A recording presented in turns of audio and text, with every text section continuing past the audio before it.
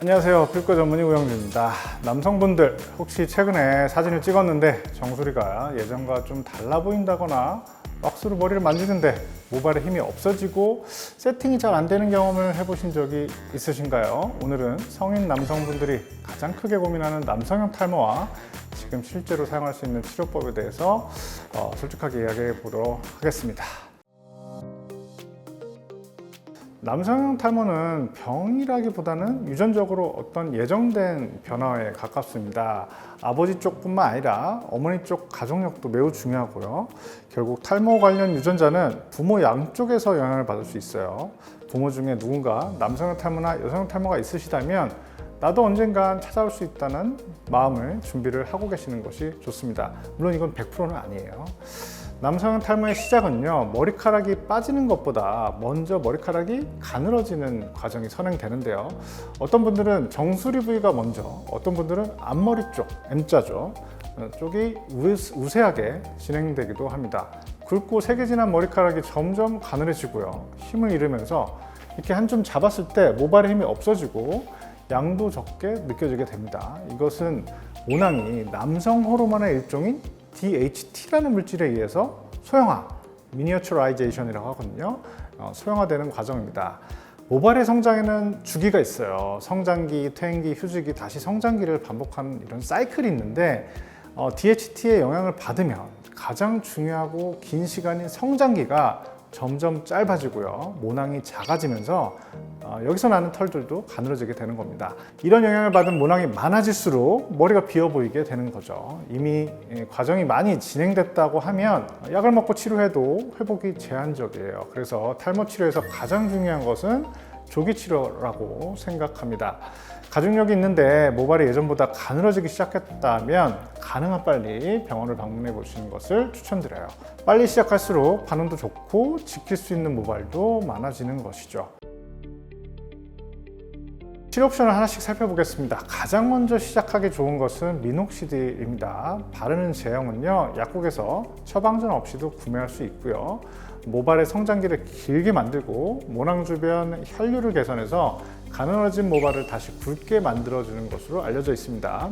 요즘은 먹는 저용량의 미녹시딜, 보통 1에서 5mg을 많이 드시는데요, 바르는 것보다 효과가 좀 더 강하고 전신에 작용하다 보니 복용하신 분들이 꽤 늘었어요. 다만 미녹시딜은 원래 고혈압 치료제로 개발된 강력한 혈관 확장제인데요, 탈모에 쓰는 양은 그보다 훨씬 적은 저용량이지만 먹는 미녹시딜의 탈모 치료 용도는 아직 FDA 승인을 받지 않은 오프라벨 사용이고요, 장기 복용에 대한 안정성 데이터도 아직 충분하지 않습니다. 부작용으로 가장 흔한 건 다모증이에요. 얼굴이나 팔다리에 털이 진해지게 되는 건데 약 15% 정도에서 나타난다고 합니다. 그 다음으로 부종이 1에서 10% 정도에서 생길 수 있고요, 드물게 어지러움증, 저혈압, 빈맥, 심실 조기 수축 같은 심혈관계 부작용도 보고됩니다. 특히 기존에 심혈관 질환이 있으신 분들은 미녹시딜 꼭 의사와 상담 후에 복용하시는 것이 좋겠습니다.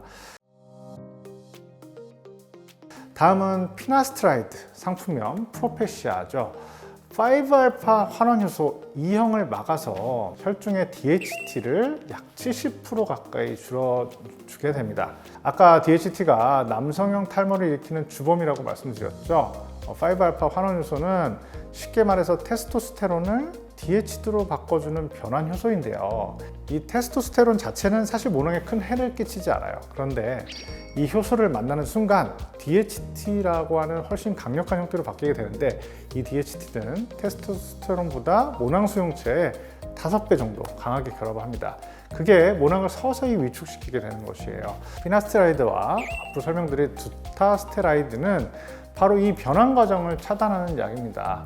하루 한 알 꾸준히 먹어야 되고요, 먹기 시작하면 시간이 가면서 모발의 굵기와 수는 꾸준히 증가하게 돼요.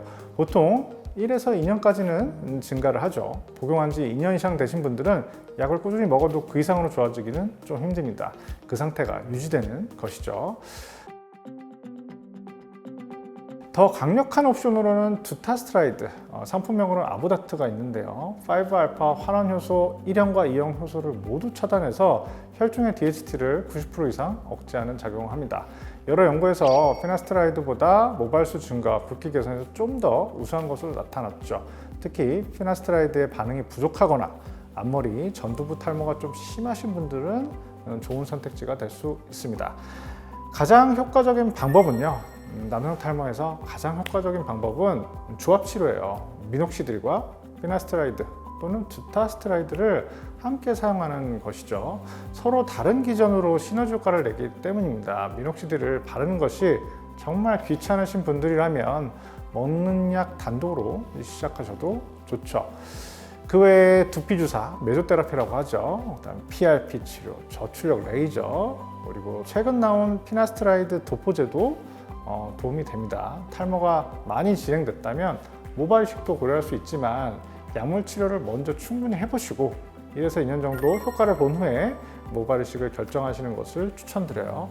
모발 이식 후에도 약물은 계속 병행해야 합니다. 많은 분들이 가장 걱정하시는 부분은 부작용일 텐데요. 특히 피나스테라이드와 두타스테라이드는 성욕 감소나 발기 저하, 여성형 유방 같은 증상이 대표적인 부작용으로 알려져 있습니다. 임상적으로 성욕 감소나 발기 저하는 발생률이 약 1에서 4% 정도로 보고되며 대부분 약을 중단하면 회복이 되죠. 진료실에서 실제로 경험하는 부작용 빈도는 생각보다 낮은 것 같아요. 부작용을 너무 걱정하셔서 약 복용을 꺼리실 필요는 없다고 생각합니다. 아까 말씀드렸던 보조적인 치료 옵션들도 알아보겠습니다. 메소테라피는요, 모발 성장에 도움이 되는 성분인 비타민이나 성장인자, PDRN 등을 두피에 직접 주입하는 방식인데요. 일부 연구에서 모발 민도 개선을 보이지만 표준화된 프로토콜이 아직 부족하고 효과가 일반적이진 않습니다. 메인 치료에 보조 치료로 활용하기 좋습니다. 남성 탈모는 평생 지속되는 거라서 유지 치료를 항상 생각하셔야 돼요. 메소테라피를 평생 받을 수 있을까요? 조금 힘들겠죠. PRP는 자신의 혈액에서 추출한 성장인자를 두피에 주입하는 방법인데요. 모발의 밀도와 굵기 개선에 긍정적인 결과가 많습니다. 특히 초기나 중기의 탈모에서 미녹시딜과 비교해도 괜찮은 효과를 보인다고 알려져 있죠. 반복 치료가 일반적이고요. 자연스러운 재생치료 인기가 있지만 비용 부담스럽고 이 또한 유지 치료가 필요하다는 점에서 조금은 부담스러운 치료가 되죠. 저출력 레이저 요법, LLLT라고 하고 LED 기기를 사용하는 경우도 있죠. 이것은 FDA 승인을 받은 보조 치료로 모낭을 활성화하고 혈류를 개선하는 해서 효과를 나타내는 방법입니다. 헬멧이나 빗 형태로 집에서 사용할 수 있고요. 6에서 12개월 장기적으로 사용하면 모발 밀도와 굵기가 개선됐다는 연구 결과가 있습니다. 부작용이 거의 없어서 안전하겠죠.